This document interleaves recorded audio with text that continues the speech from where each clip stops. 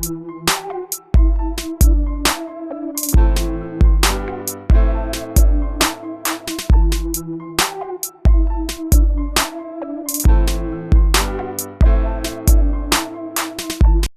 ku Projan Media TV tukwebaza yonna gyosinziira okubanga okyekuumidde ku mukutu.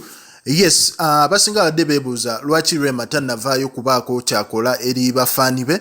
Naye Rema yavuddeyo olunaku olw'eggulo ku page ye n'abagamba nti emabegakaawo alina ekirango kye yakola eri Hima Beverages era nga ekirango kino yali agezaako okubanga abendoosinga okusobola okubanga ba-contributinga eri abantu. Era Rema avuddeyo n'agamba nti Hima Beverages delivering sanitizers ne delivering amazzi eri abantu abamu ne delivering eri government institutions omuli police omuli UNBS omuli ne KCCA. N'agamba in addition company donating akawunga n'amazzi nga bino bibalirwamu obukadde 3 eri task force ya Uganda.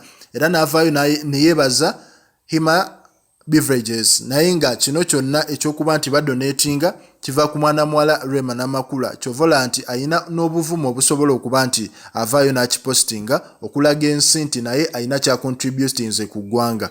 Yes, commentinga, likinga, subscribinga.